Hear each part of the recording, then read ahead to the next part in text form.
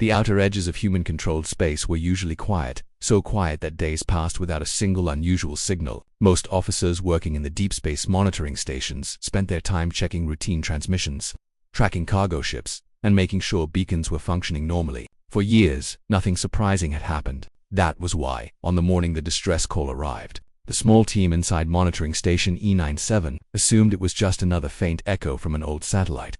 But the moment the first sound came through the speakers, the room fell silent. It wasn't static. It wasn't corrupted data. It was a voice, a frightened, trembling voice speaking in a language that none of the humans understood. The tone alone was enough to make everyone freeze. There was fear in it, deep raw fear that didn't need translation. The station chief, Commander Alina Cross, leaned forward in her chair as the audio cleared. More voices joined, the first shouting something desperately. Then came a violent explosion, shaking the signal so hard that it cracked into sharp bursts of noise. Someone screamed. Another voice cried out a word that the station's translation AI recognized. Help! Everyone in the control room stared at the screen. Even before the translator finished its reconstruction, they knew this wasn't a normal emergency call. This was a species begging for anyone to save them. When the signal stabilized for a moment, the translation finally caught up. This is Varela Prime. Under attack. They are burning our cities. Please, if anyone can hear us. We need help. The Kreth are here. Alina stood up slowly. She had heard the name before. The Kreth Dominion was known for one thing: cruelty. They didn't conquer worlds. They broke them. They enslaved weak civilizations, stripped planets of resources, and destroyed anything that didn't serve their goal of expanding their empire. Most species stayed far away from them. Those who didn't ended up as ash or slaves. The Virulents, on the other hand, were known to be peaceful. They had little technology, almost no military power, and they avoided conflict with everyone. They were gentle, curious beings who preferred to study plants, oceans, and stars rather than fight wars. They were the last species anyone would expect to send a desperate cry for help. The station crew listened as more pieces of the message came through. Buildings collapsing, children crying, a trembling voice trying to explain coordinates. Then another explosion. The signal dipped, rose again, and faded into a soft, hollow static that felt like the echo of a dying world. Alina swallowed hard. For a moment she couldn't speak. Her team waited for orders, watching her with wide eyes. The distress call had been brief, broken, and chaotic. But one thing was clear: the Virulents were being attacked, and they wouldn't survive long. She finally exhaled and ordered record everything. Send the full transmission to Earth's Defense Council. Mark it as emergency priority. The crew moved quickly. They had never processed a message so fast. Alina watched the data package shoot across the communication network toward Earth. She knew it would reach the central command in minutes. She also knew what would happen next, or at least she thought she did. Normally, Earth would analyze the situation carefully, debate political consequences, hold votes, and then maybe, after several days, send a response. Human governments were slow, especially when dealing with alien conflicts far from home.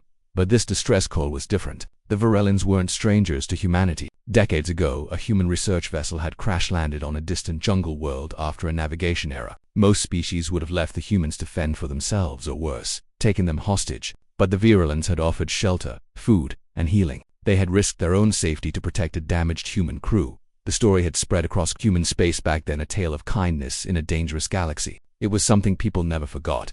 Now the same gentle species was begging for help, and humanity, with its fierce loyalty and emotional intensity, would not ignore the dot while Earth received the signal. The monitoring station replayed the message again and again, hoping to extract more data. Each time it sounded worse. The explosions seemed louder, the fear sharper, the voices more desperate. Even without visuals, the humans could picture the burning cities, the terrified civilians running for shelter, the Kreth ships raining destruction from the sky. As minutes passed, more fragments of the signal arrived. The Virulents tried repeatedly to send updates, but their transmitters were failing. One message came through with the voice of what sounded like a young leader, steady but shaking. To any listening species: we do not wish for war. We only wish to live, please. If you know mercy, save us. Alina felt her chest tightened. She was a soldier, trained to follow orders and stay calm. But there was something different about this message. It wasn't just about survival. It was about trust. The Virulents were calling out to the galaxy with the last strength they had, hoping someone cared enough to answer. The station crew exchanged glances.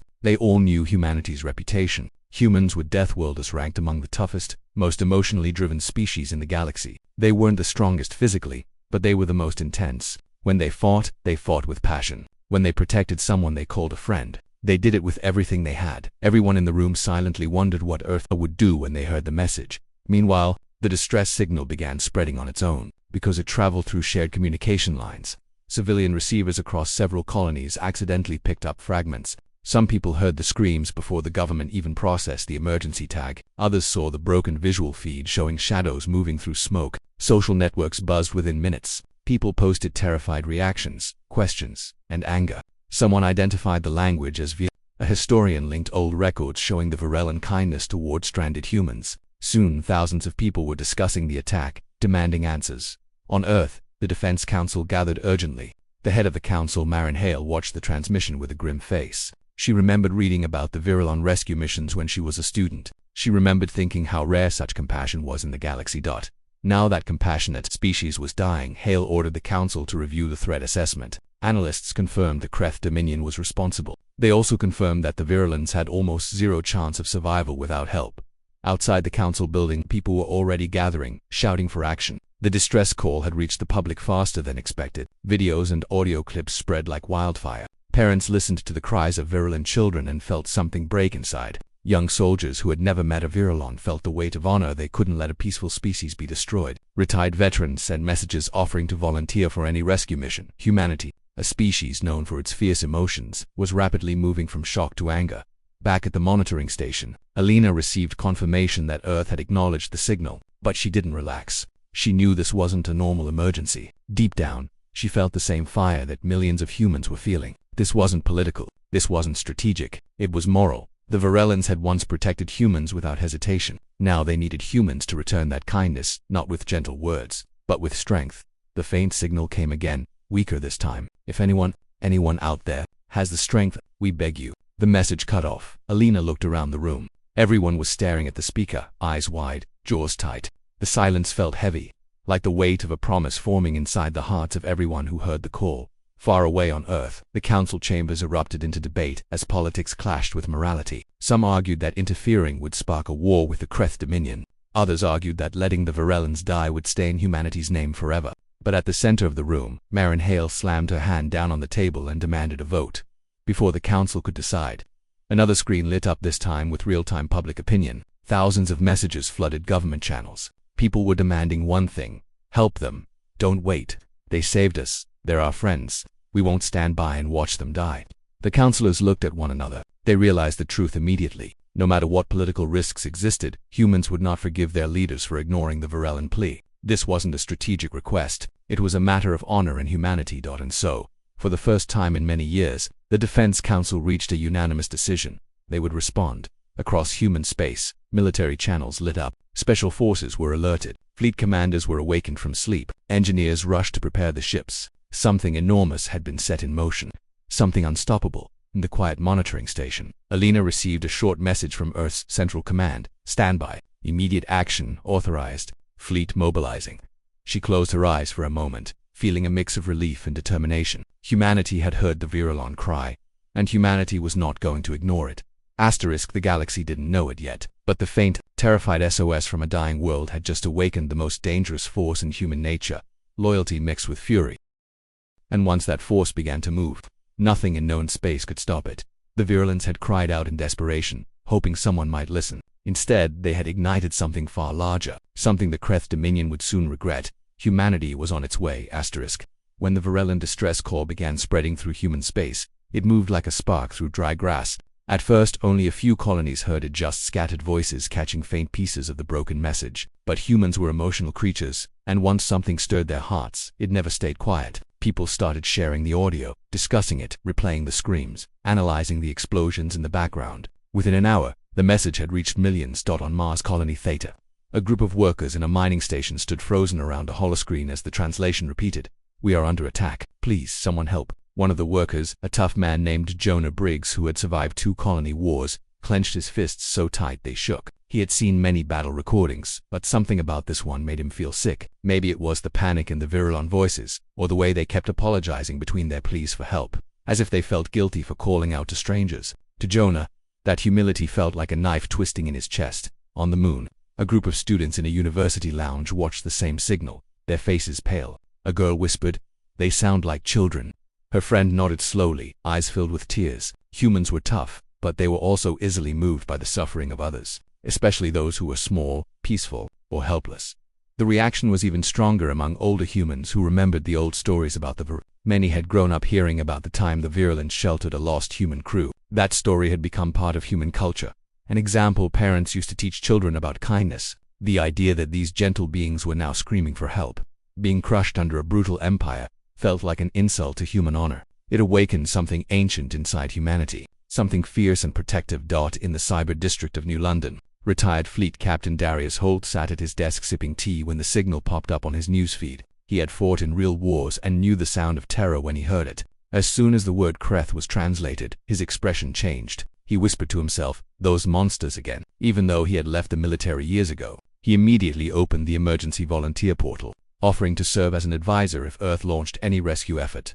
Across the massive orbital station around Venus, maintenance crews paused their work as the audio echoed through the common areas. One crew leader, a woman named Risa Tan, slammed her hand on a table and shouted, "We can't just sit here. Someone needs to help them." Her team nodded in silence. Even people who hated war felt the same anger rising. On the outer colonies, the response was even stronger. People living farther from Earth often faced danger from pirates and rogue factions, so they felt a natural connection to the helpless. They knew what it was like to feel alone in the galaxy. To them, the Varellan cries felt personal.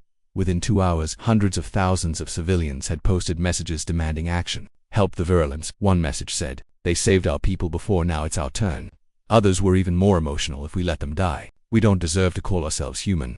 Social feeds exploded with videos of people crying, shouting, and pleading with the government to move quickly. Some shared old images of virulence smiling with a stranded human crew from decades ago. Those pictures showed soft, gentle beings with large eyes and delicate hands, offering food to injured humans, helping them walk, caring for them like family. It was a powerful reminder of the bond between the two species. Even children reacted strongly. Many young kids recorded videos saying things like, "Please save them," or "They were nice to humans."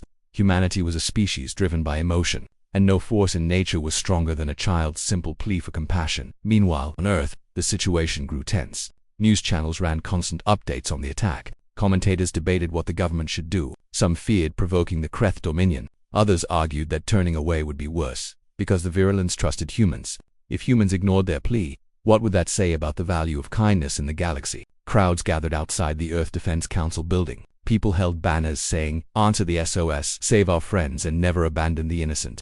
Reporters interviewed citizens, and their answers were all filled with the same mix of anger and sadness. One elderly woman said, "I still remember when my brother told me how the virulence saved their crew after the crash. They fed them, they healed them, they asked for nothing. If we do nothing now, we will lose who we are."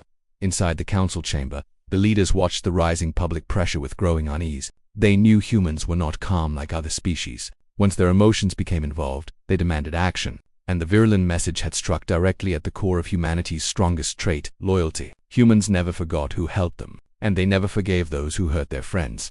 While the leaders debated politics, the reaction across the military was even more intense. Soldiers, officers, and veterans watched the distress call with clenched jaws. Many of them had faced the Kreth dominion before and knew exactly how cruel they could be. The idea of the Kreth attacking a peaceful world filled them with a burning sense of justice. In a training camp on Earth, young cadets gathered in the mess hall to watch the broadcast. One of them, a 19-year-old named Theo, felt a strange shiver run through him as he listened to the virulent screams. He turned to his friend and said, "If they send troops, I'm signing up. I'm not staying behind."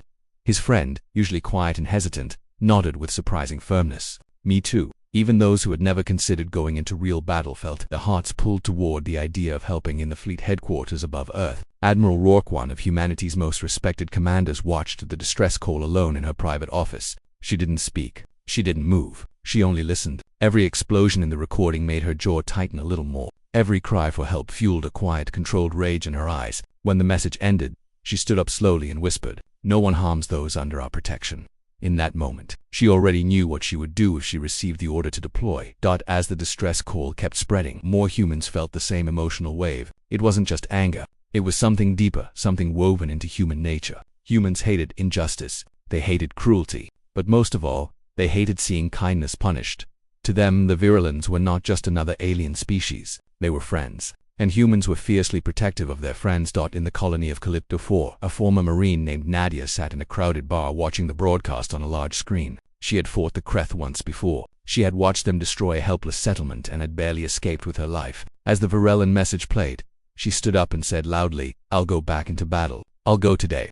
Her voice shook, not with fear, but with fury. Others in the bar cheered. They felt the same fire. Even people who usually opposed war voiced their support for action. A famous human peace scholar, Professor Elian Harrow, made a public statement saying, "Not all violence is equal. When cruelty targets the gentle, protection becomes a moral duty." His message spread quickly, changing the minds of many who were unsure. Across the galaxy, humans felt connected by one shared emotion. It didn't matter whether they lived on Earth, Mars, the moons of Jupiter, or distant colonies. Every human who heard the virulent cries felt the same heavy pressure in their chest. The feeling that something terrible was happening, and that they had the power, the responsibility, to stop it. As hours passed, the overwhelming public reaction became impossible for the government to ignore. Messages flooded official lines. Soldiers and civilians offered support. Volunteers signed up for rescue missions. Medical teams, engineering teams, and humanitarian teams. Some even sent emotional messages directly to the virulent frequency, hoping the shaken aliens might hear words of comfort. "We hear you. You are not alone. Help is coming." Even though the virulents probably couldn't receive those messages anymore, humans kept sending them. It made them feel connected. It made them feel like they were reaching out across the stars to hold the hand of someone who was trembling in the dark. In the end, it wasn't strategy or politics that pushed humanity toward action. It was the simple, powerful truth that humans cared deeply and fiercely. Their emotions were their strengths, and once stirred, they were unstoppable. The distress call that had entered human space as a broken whisper had now become a roaring flame of determination. Humanity wasn't just reacting, they were rising. And as their fury grew, so did their unity. Everyone understood one thing clearly. The virulence had once helped humans survive. Now it was humanity's turn. Across human space, the same words echoed again and again, spoken by soldiers, civilians, leaders, and children alike. "We will answer. We must answer." And with every passing hour, that promise grew stronger. The galaxy didn't know it yet, but humanity had already chosen its path. And when humans chose something with their whole hearts, nothing could stop them. Earth's Defense Council reached their decision late into the night. But once the vote was complete, everything moved with a speed that shocked even the military. Normally, mobilizing a fleet took days of planning, endless meetings, and careful coordination. But the distress call had done something unusual. It had united humanity in a way few events ever had. Political parties stopped arguing, military branches stopped competing, and colonies stopped complaining about Earth's leadership. Every part of humanity focused on one thing: responding to the virulent cry for help. As soon as the Council authorized action, encrypted signals shot across space toward every human fleet, base, and command station. Fleet admirals woke up in their beds, scanned the message, and immediately began preparing their ships. Engineers were pulled from rest to start engine checks. Pilots were ordered to assemble. Tactical AI systems were awakened and synced. Medical teams rushed to stock supplies. The order was simple but powerful. Mobilize all rapid response Deathworlder fleets. Prepare for immediate departure. Mission, relief, and defense of Varela Prime. In the center of this massive mobilization stood Fleet Admiral Rourke. She arrived at Earth's orbital fleet headquarters with a look of determination etched into her face. Through the massive windows, she could already see ships powering up, their engines glowing like blue stars. The entire docking ring vibrated with life. Every ship was awake. When she entered the command deck, officers stood at attention. She didn't waste a single second. "Status," she demanded. Commander Lee, her second-in-command, stepped forward. 74 ships are currently prepping for launch. Heavy cruisers, destroyers, medical ships, and fast assault carriers are all on standby. Final checks should be complete in 2 hours. "Good," she said. "What about the Death Lance?" At this, several officers exchanged glances. The Death Lance fleet wasn't just any fleet. It was humanity's most feared battle group, made up entirely of elite ships designed for high-risk missions, shock assaults, and desperate defense operations. They were known across the galaxy for one thing: ending battles fast. Their presence in any conflict sent a clear message none of humanity was holding back. "They're ready," Lee said. The Deathlance crews were already awake before the order arrived. Of course they were. Deathlance soldiers were trained differently. They responded to crisis signals instinctively. They had seen war. They had felt loss. And many of them had been personally inspired by the old Virellan rescue story years ago. To them, this mission wasn't just strategic, it was a matter of honor. On the Deathlance flagship, the Horizon's Wrath, its captain Yolan Arik was already walking through the command center, checking every station himself. He was a tall man with gray streaks in his hair, a veteran of battles that had scarred nearly every part of known space. His face was calm, but his eyes burned with a fury he didn't bother hiding. He didn't need more explanation when he read the distress call. He understood everything in seconds. The Virulans were helpless, the Kreth were merciless, and humanity was obligated to act. He had seen too many civilizations crumble without help. He refused to let it happen again. "Captain, engines at full power," one officer reported. "Weapon arrays are charged. Troop carriers are ready for loading." Good, Yolan said. Make sure the jump calculations are clean. I don't want any delays. Yes, sir. The atmosphere on the horizon's wrath was unlike anything the crew had felt before. It wasn't fear. It wasn't nervousness. It was focused, sharp, intense, focused, fueled by a mix of loyalty and rage. In the ship's lower levels, the soldiers of the ground assault teams prepared in silence. They checked their armor, tightened straps, loaded weapons, and sealed emergency kits. Their faces were calm, but their eyes told the real story. They were not simply preparing for a mission. They were preparing for justice. One soldier, a woman named Myra Dane, paused while loading her gear. She held a small wooden charm in her hand, a gift given to her by a virulent child years ago. When her crew visited a peaceful virulent world, the charm was shaped like a star, carved carefully and offered with a shy smile. Myra swallowed hard and clipped it inside her armor. When we get there, her squad mate said, we'll make sure they're safe. We won't be too late, Myra whispered. We can't be.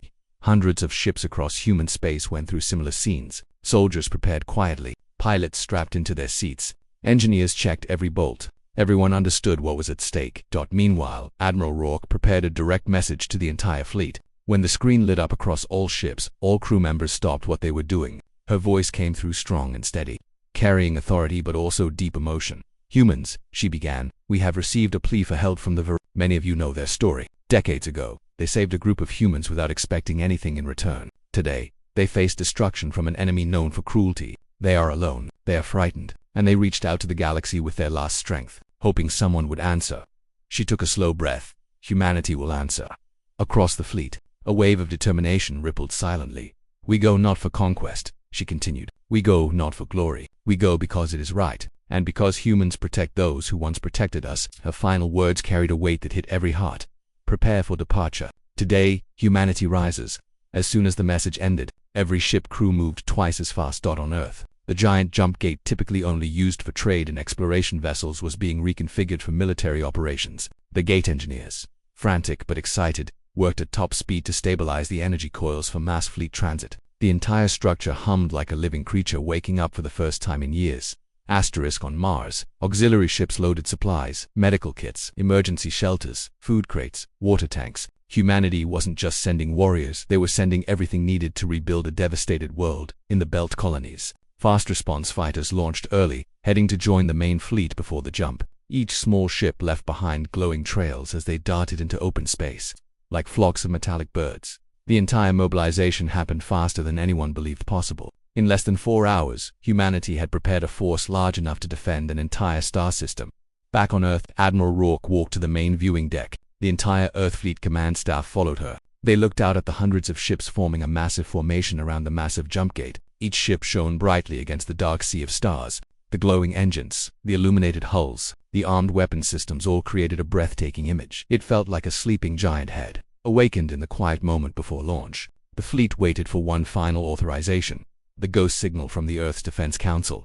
Inside the council chamber, the members sat in heavy silence. The final confirmation required the signature of the council head, Marin Hale. Everyone watched her as she looked at the distress call one last time. She saw the terror in the virulent voices. She heard the explosions. She felt the fear. She also remembered the millions of humans demanding action, the soldiers ready to fight, the volunteers ready to help. She set her jaw, picked up the digital pen, and signed the authorization. In that moment, the mission officially became reality. The signal reached Admiral Rourke first. She straightened her posture, placed her hands behind her back, and said 3 words that echoed across every ship: begin the jump. The reaction was immediate. On the horizon's wrath, Captain Yolan Arik raised his hand. Initiate jump sequence. The ship vibrated as the engines fired. Bright blue energy rippled along the hull. In the medical ships, nurses held onto railings as the floor trembled beneath them. Then the troop carriers. Soldiers sat in silence, gripping their weapons tightly. In the fighter bays, pilots tightened their harnesses and stared straight ahead. Across the fleet, jump drives spun up, glowing brighter and brighter until they filled space with a storm of shimmering light. The jump gate's rings turned, each one charged with blinding energy. It looked like a giant, spinning halo in the dark, ready to tear open a path through the fabric of space. As the first ship approached the center of the gate, space began to warp. It stretched, twisted, and burst open into a swirling tunnel of blue and white. It looked like a vortex made of lightning. Then, one by one, the ships entered the rift. The horizon's wrath went first, slicing through the energy field like a spear. The entire fleet followed, each ship diving into the glowing tunnel. Light swallowed everything. Inside the wormhole, the fleet shot forward at impossible speed. Stars became streaks. Space bent around them. Engines roared. But through the chaos, every human on board held the same thought. They were going to save the virulence. When the final ship entered the gate, the rift closed behind them, leaving silence. Humanity had left its home, and it was on its way to war. The human fleet left the Kalari homeworld behind like a storm passing over a quiet lake. But the silence that followed was not peaceful. Everyone on the fleet knew the real battle was ahead, the reason the Kalari had screamed for help in desperation. For days, the fleet traveled through deep space, guided by the broken signals and damaged satellite data they received from Kalari scouts. Every file, every transmission, every scrap of information pointed to one name, the Dravik Dominion. The Dravik were not unknown. Most alien species whispered their name the way children whisper about monsters they are not sure are real. But for humans, the Dravik were not legends. They were the kind of predators humans recognized instantly, because humans came from a world that taught them to understand hunger, danger, and survival. So when Admiral Rourke studied the Dravik data, he did not see mystery. He saw intention. He saw strategy, and he saw a threat that could not be reasoned with. But as the fleet moved closer to the border of Dravik space, something strange happened. The signals stopped. No more distress calls. No more Kalari scout reports. Nothing. It was like the Kalari colonies beyond the border had fallen silent all at once. Even the background noise of normal space traffic was gone. For the first time since receiving the SOS, the bridge lights dimmed slightly, and the crew felt a quiet fear they didn't say aloud. The first clue came when the fleet passed a frozen asteroid field. At first, everything looked normal: chunks of ice, broken rocks, drifting debris. But as the ships scanned deeper, the truth became horrifyingly clear. The ice wasn't ice. The rocks weren't rocks. They were pieces of ships, hundreds of them frozen after being shattered by some massive force. Some were from other species. Some were so mangled that even their original shape was impossible to recognize. A young officer on the flagship whispered to herself, "They didn't even leave body." Admiral Rourke heard her faint voice and answered in a tone so steady it almost felt unnatural. "They didn't leave anything." He didn't turn his head. He didn't show anger or fear. But deep inside, something sharp and cold formed in him. If the Kalari had believed they were calling the fleet for help, the Dravik had already made it clear. This was no conflict. This was genocide. The human ships moved through the debris with slow, controlled precision. Not a single thruster fired unnecessarily. The ships were silent hunters now, scanning every direction, tracing every radiation trail. Slowly, the fleet realized something terrifying. This destruction was not old. It was only days, maybe hours old. The Dravik were close. The first direct sign came from the cruiser Ironwind. Its sensors picked up a faint heat signature on the edge of a dying planet. It was small, weak, barely detectable. At first, the sensor operator thought it was a glitch. Then it flickered again, like a heartbeat fading in the dark. Admiral Rourke ordered half the fleet to investigate, while the other half held formation. As the ships approached the planet, they saw long black trenches cut across the surface, as if something enormous had dragged claws across the crust. Forests burned in slow orange lines. Rivers had turned boiling red, and above all of it hovered a single Dravik vessel, an angular, insect-like thing, dark as shadow and sharp as a blade. The humans had expected Dravik to be brutal. They had not expected them to be precise. The Dravik ship was not attacking. It was harvesting. Human screens filled with sickening images. Machines descending from the Dravik ship, scooping up entire clusters of dying Kalari survivors, scanning them, separating them by size, age, biological type. It was industrial. It was systematic. It was what humans recognized instantly as predation at its purest form. When the Dravik vessel finally noticed the human ships approaching, it did not flee. It did not hide. It simply turned toward them, its front plates shifting until a massive central eye glowing a violent red opened and stared directly at the fleet. For 3 seconds, nothing happened. Then the Dravik ship fired. A beam of energy sliced through the space between them, too fast for warning, too bright for sensors. Tearing through one of the smaller human frigates, the ship exploded instantly, vanishing into a ball of orange-white fire. No threats, no negotiation, no hesitation. Just attack. The Admiral did not flinch. He did not shout. He simply said one sentence: return fire. The human ships unleashed everything. Rail cannons, plasma rounds, guided torpedoes, every weapon they carried. The space around the Dravik vessel lit up like a collapsing star. But instead of being destroyed, the Dravik ship moved with unnatural speed, twisting, folding, and bending itself in ways that seemed impossible for something so large. "It's alive," one human whispered, staring at the movement patterns. But the Dravik ship wasn't alive. It was something worse, built with a mind that copied life but showed none of life's mercy. Still, the human fleet did not back down. They chased it through the atmosphere of the dying planet, past burning forests, over the shattered remains of Kalari shelters. The Dravik ship fired again, blasting apart another cruiser. Yet despite the losses, despite the danger, the humans pushed harder. They were They did not retreat when something tried to scare them. They only got angrier. Finally, after a brutal exchange of fire, the Dravik ship made its first mistake, a maneuver too sharp, too fast, leaving a small opening on its underside. The human destroyer Caliban saw it and fired a torpedo straight into the gap. The explosion tore through the Dravik vessel, ripping open metal that shrieked like living bone. For the first time, the enemy staggered. It tried to stabilize, but another barrage hit it from the side. Then another, then another. The ship began to fall toward the planet, burning bright orange, trailing smoke, pieces peeling off like dead skin. As it crashed, the ground shook violently. Flames shot hundreds of meters into the air. Dust clouds swallowed the horizon dot, and then silence. The humans did not cheer. No one celebrated. They didn't even speak, because something wasn't right. The Kalari heat signature wasn't just one pocket of survivors. As the dust settled, the scanners suddenly picked up dozens no, hundreds of life signs underground. The Kalari hadn't all been killed. Many had been captured. But captured by who? The Dravik ship had crashed. It shouldn't have had time to move prisoners. Then the main screen on the flagship flickered. A new signal appeared. A message. But not from the Kalari. Not from human scouts. Not even from a nearby ship. It came from beneath the planet's crust. The message was simple. Only 5 words. More Dravik are coming. Run. Admiral Rourke. Read them. And he understood instantly. The crashed ship was not alone. The Dominion wasn't sending scouts. They weren't investigating. They were invading.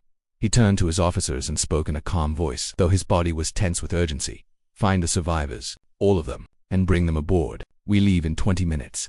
One officer asked, Sir, what if the Dravik reach us first? The Admiral didn't hesitate. Then we don't run. We fight. The humans began deploying rescue teams immediately. Dropships descended into canyons, ravines, and collapsed tunnels. Marines spread out in squads, calling out in calm voices to the terrified Kalari hiding in underground shelters. Many survivors were starving, dehydrated, trembling so badly they couldn't even speak. Some clung to human soldiers as if afraid they would disappear. The humans carried them out gently, but not all the survivors were in hiding. Some were trapped in cages left behind by the Dravik machines. The cages were metallic and cold, shaped to fit Kalari bodies. Human soldiers broke the locks with rifles, cutting tools, even bare hands when necessary. One Kalari child kept repeating a phrase in broken translation. The shadows are coming back. The shadows are coming back. And above them the sky began to darken. Not from weather, from movement. Something massive was emerging from deep space, shaped so large it blocked the stars behind it. A Dravik capital ship, bigger than anything the humans had seen. Bigger than the entire human fleet combined. It wasn't a warship, it was a hive. The humans had arrived, thinking they were fighting raiders or conquerors. They were wrong. They were standing at the edge of a machine that devoured civilizations. And now it had seen them. Human dropships raced back to the fleet, engines screaming as they carried Kalari survivors. Human ships formed defensive lines, ready for a battle that even they knew they might not win. Admiral Rourke stood on the command deck, watching the massive shadow descend like a living apocalypse. Yet he did not tremble. Ready the fleet, he said quietly. If they want a war. He looked at the Dravik hive, eyes hard as steel. Then they'll have one. The human fleet braced itself as the Dravik capital hive loomed above the horizon of the devastated planet. Its shape was monstrous, angular, and alive with glowing energy. Sensors picked up hundreds of smaller craft swarming around it, all moving with terrifying coordination. Every human officer on every ship knew what this meant.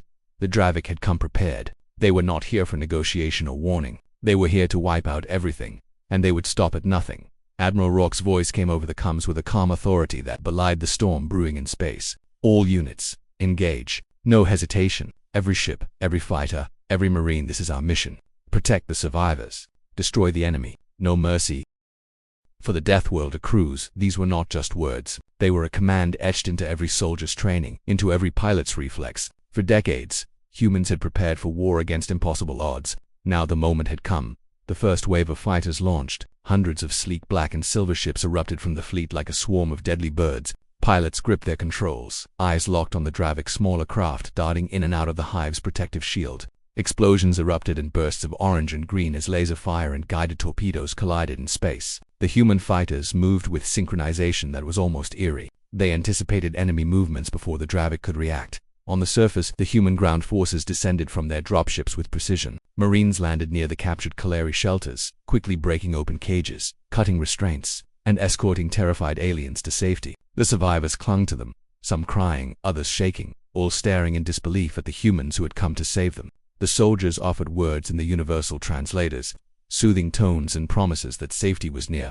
Stay close, a human corporal said. holding a trembling Kalari child. "You're safe now. We won't leave you." Meanwhile, in orbit, the fleet engaged the Dravik capital hive with relentless fire. Energy beams from massive rail cannons tore into the hive's hull, sending chunks of alien metal spinning into space. Guided missiles erupted in streaks of fire, detonating against shielding fields, leaving flashes of blinding light. The Dravik hive responded with equal ferocity, firing concentrated plasma streams that tore through the human formation. Several smaller ships were destroyed instantly, but the fleet held formation, moving as a single organism, each unit covering the other, each maneuver calculated to minimize losses. Inside the command deck of the flagship, Admiral Rourke's eyes never left the battlefield displays. He watched explosions, ship damage reports, and incoming enemy positions. His mind raced through strategy after strategy, adjusting constantly as the Dravik attempted new formations and attacks. He had faced overwhelming odds before, but never anything like this, a hive of pure aggression, coordinated with an intelligence that mimicked life. "Fire pattern Gamma," he ordered. "Concentrate on the hive's dorsal shield. Focus all heavy rail cannons on that sector. Fighters, cover the carriers and intercept incoming strikes." The human ships responded instantly. It was not just obedience, it was instinct. Hundreds of human lives depended on the synchronization of machines and minds. Humans thrived under such pressure. Their determination, their fury, their loyalty to the mission turned the fleet into a weapon far more precise and deadly than the Dravik had anticipated. On the planet below, the Dravik had deployed more troops. Their assault drones, sharp and insect-like, emerged from the wreckage of the crashed hive, aiming to intercept the human marines and the rescued Kalari. But the marines were ready. They fought with a ferocity that shocked even some of their own commanders. One squad of 10 held a canyon pass against 50 Dravik drones, using advanced weaponry, terrain advantage, and tactics honed through years of battle drills. They did not retreat. They did not hesitate. They shot, dodged, and struck back with precision. A single human soldier, carrying a Kalari child, sprinted across open ground as Dravik drones fired plasma bolts. He ducked behind a shattered wall, then sprinted again, drawing fire away from the civilians. Others covered him, using coordinated suppressive fire to clear the path. Every movement was calculated, every risk measured, but the stakes were life and death. For the humans, this was more than mission objectives. This was justice, loyalty, and rage channeled into every strike.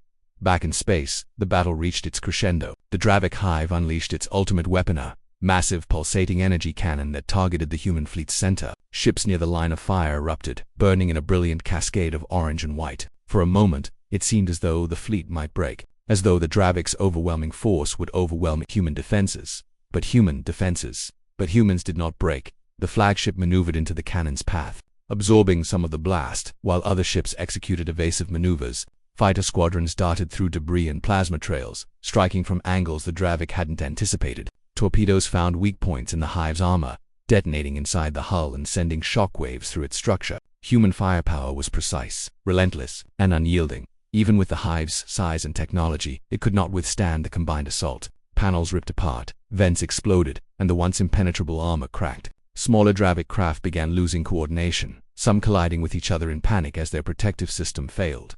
On the planet's surface, the human marines completed their rescue operation. Every Kalari survivor was gathered, evacuated to waiting dropships, and carried to safety. Injured civilians were treated immediately by human medics. The Kalari, weak and terrified, looked at the humans with eyes full of disbelief. They had not expected help to come so violently, so quickly, and with such determination. One Verilyn elder, trembling and clutching her chest, whispered to the human corporal who held her hand, "We did not believe you would come. We thought we were alone." The corporal, sweating and still scanning for threats, smiled faintly. "You're not alone. Not today. Not ever."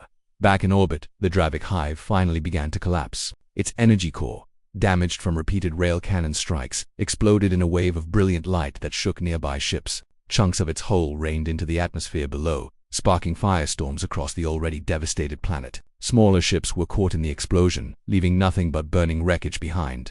The humans did not celebrate. Losses had been heavy. Lives had been lost. But the mission had succeeded in its primary goal. The Varellans were alive, and the Dravik threat in that immediate area had been neutralized.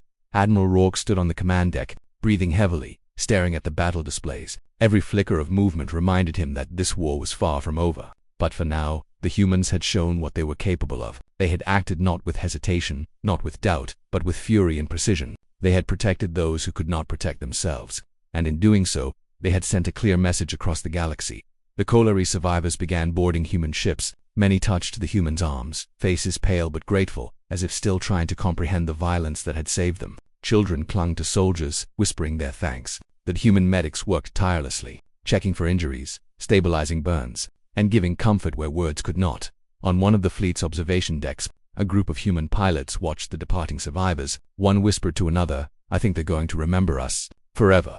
The other nodded, "I think the whole galaxy will." Even as they evacuated the survivors, the human fleet remained alert. Dravik reinforcements could arrive at any moment. Scanners swept the skies, keeping watch for incoming ships. Pilots stayed in the cockpit, engines ready, Marines prepared for redeployment if necessary. Humans did not celebrate victories prematurely. Every life saved was a step forward, but every threat still existed. Admiral Rourke's voice cut through the comms again, steady and calm, but carrying the weight of determination. "We have saved what we can today. The Dravik will think twice before attacking another helpless species. Humanity protects its own, prepared to jump to the next coordinates. There are others who need us." The fleet, already moving with practiced precision, began to reorganize. Engineers repaired damaged ships mid-flight. Pilots recalculated jump paths. Soldiers checked their weapons, ready for the next mission. Even exhausted human crews, sweat dripping and armor scorched, understood that this was not the end. The humans had shown their fury, they had shown their loyalty, and they had shown the galaxy exactly what Deathworlders were capable of. The Dravik would live to fight another day, but they would never forget the force of humanity unleashed on those who dared to harm the weak, and the virulence watching from their safe transports would never forget the humans who came not for conquest, not for revenge, but for mercy delivered with unrelenting power. After the immediate battle ended and the virulent survivors were secured aboard human ships, the fleet did not slow. The galaxy was vast, and the Dravik threat was far from neutralized. Even as humans treated the wounded and repaired their ships, every officer, pilot, and soldier knew the war was not over. Every human understood the same truth. They had only just begun to show what it meant to defend the helpless. The human fleet moved through space with a renewed purpose. There was no hesitation. Every jump was calculated, every system scanned. The crew members worked in perfect coordination, their focus sharpened by weeks of constant alerts, drills, and near-death experiences. Those who had survived the battle against the Dravik capital hive carried scars, some invisible, but they did not falter. Their determination fueled the fleet, and the humans who had once lived in fear of the Dravik now carried a relentless will to protect. The Varellans, though shaken and terrified, began to understand the humans' determination. The aliens, small and delicate with their large expressive eyes, whispered among themselves, watching the human crew move with unbroken resolve. They had called for help, expecting perhaps to be abandoned, perhaps to be destroyed. Instead, they were surrounded by a species that refused to ignore their suffering. Many Kaleri survivors watched as humans coordinated repairs, redistributed supplies, and planned tactical maneuvers, and their fear slowly transformed into awe. In the command deck of the flagship, Admiral Rourke stood silent for a moment, looking out at the fleet through the viewport. The ships glimmered like a field of stars, each one carrying lives, hope, and determination. She had faced impossible odds before, but this moment felt different. This was not just a mission or a battle. This was humanity demonstrating what it could do when it refused to allow cruelty to go unchecked. Her second-in-command, Commander Lee, stepped forward. "Sir, new sensor readings indicate another Dravik force approaching from the outer system. Their numbers are smaller than before, but faster and more aggressive." Rourke nodded, her gaze hardening. "Prepare the fleet. Split into two wings. The fast assault units engage their scouts. The main fleet shields the transports. This is about protection first, destruction second. But they will not leave this system alive." Meanwhile, aboard the troop carriers, human Marines checked weapons, reloaded armor, and ensured the Kaleri were as comfortable and safe as possible. Some of the survivors, still trembling, attempted to speak in broken human languages. A child asked a simple question: "Will they come back?" The Marine gently patted the child's shoulder. "Yes," he said, "but we won't let them hurt you again, not as long as we can fight." In orbit, the human fighters soared into the darkness ahead of the fleet, forming defensive and offensive formations. The Dravik scouts approached in waves, their movements sharp and precise, like deadly insects on a hive mission. Lasers flared and missiles streaked across the void. Pilots executed maneuvers trained for years, dodging attacks with reflexes honed to perfection. Every hit they scored on the Dravik craft was met with an immediate response, and yet the humans adapted faster than the aliens could predict. One pilot, Lieutenant Kara Vance, communicated over the fleet channels as she led a small squadron. "Keep formation. Cover the left flank. I've got 3 incoming at 12 o'clock. Her voice was steady, but her eyes never left the view. Every move was crucial. The survival of the fleet, the safety of the Kaleri, and the promise of justice depended on her precision and courage. On the surface of the planet, small teams of human Marines remained behind, clearing debris, ensuring no survivors were left in hidden pockets, and checking for Dravik remnants. They moved with deliberate caution, knowing the enemy often left traps behind. Even in the wreckage of destruction, humans saw opportunity. Every hidden tunnel cleared, every Dravik device disabled, was another step toward full control of the area. The Dravik capital hive, though destroyed in the initial battle, had not vanished entirely. Its smaller escape pods and hidden drones regrouped, attempting to harass the human fleet, but humans were ready. The Deathworlder strategy, combining speed, firepower, and unyielding defense, ensured that no attack succeeded. Every ship acted as both shield and sword, every pilot's calculation complemented by another's instinct. As the hours passed, the humans gained ground. Dravik forces were reduced, scattered, and increasingly desperate. Their communications, once coordinated and precise, became chaotic. Sensors detected their smaller craft retreating toward deep space channels, moving faster than usual but still unable to escape human pursuit. It was a tactical victory, but humans knew the larger war was still ahead. Amid this, the human medics worked tirelessly. The wounded were treated with urgency and care. Every plasma burn, every broken limb, every trauma injury was treated with precision. The cavalry looked on, still amazed at the humans' efficiency. They had expected warriors, not caretakers, soldiers, not healers. And yet humans were both capable of violence and compassion simultaneously. In the command deck, Admiral Rourke received a long-range distress transmission from another nearby system. It was brief but urgent. A colony of smaller virulent settlements reported incoming Dravik assault forces. They begged for immediate protection. Rourke did not hesitate. Plot a course. Prepare full fleet jump. We go to them immediately. All ships maintain combat readiness. As the fleet prepared to jump, the humans discussed strategy quietly among themselves. Pilots checked weapons, engineers ran diagnostics, and Marines readied boarding equipment. Despite exhaustion, no one complained. Fatigue was secondary to duty, to honor, and to the promise they had made to the virulents. Humanity would answer when others could not. During the jump, human crews reflected silently on what they had done and what was yet to come. Some remembered friends lost in the battle, others thought of the civilians they had saved, and many considered the power of unity that had allowed them to survive and succeed. Humans were creatures of memory, and these moments, these victories, were etched deeply into their consciousness. As the fleet exited the jump, the new system came into view. It was smaller than the last planet, but the signs of Dravik assault were evident even from orbit. Fires burned along the surface, defensive structures had been torn apart, and faint heat signatures indicated both survivors and attackers. The humans moved with surgical precision. Dropships descended to evacuate civilians while fighter squadrons intercepted the incoming Dravik forces. The battle was less chaotic than before. The humans had adapted, learning from every engagement, anticipating enemy tactics. Every movement of the Dravik was countered, every strike anticipated. The alien attackers, fierce and cunning, were now reacting to human strategy rather than dictating the engagement. On the surface, the Marines encountered survivors hiding in shelters. They guided them to the waiting dropships, often carrying those too weak or injured to move themselves. The human soldiers spoke words of reassurance, maintained order, and ensured safety with a calm authority. One Marine, holding a frightened virulent elder, whispered, "You're safe. You'll see your home again."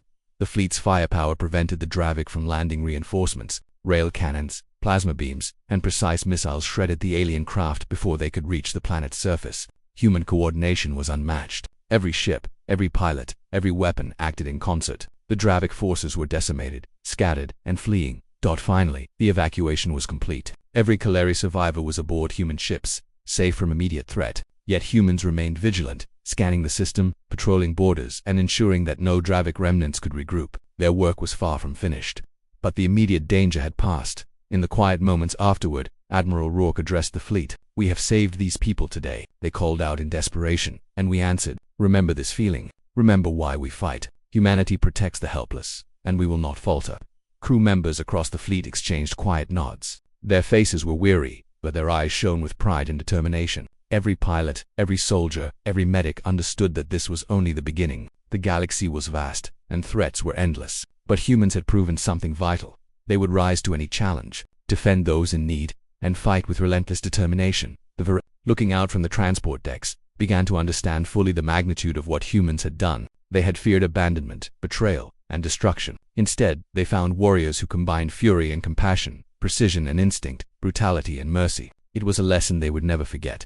For humans, the mission continued. They charted a course for the next system, engines humming, weapons ready, minds focused. Every crew member knew that each jump, each battle, and each rescue was a continuation of the promise they had made. Humanity would answer the call. The galaxy had witnessed a force unlike any other. Humans united, relentless, and unyielding. They were protectors, warriors, and saviors. They were the Deathworlders, and wherever injustice and cruelty threatened the innocent, They would arrive as the fleet disappeared into the vastness of space. The stars themselves seemed to bow to the determination of those who refused to let fear, cruelty, or despair dominate. Humanity had shown its fury, its loyalty, and its compassion, and the galaxy would never forget it.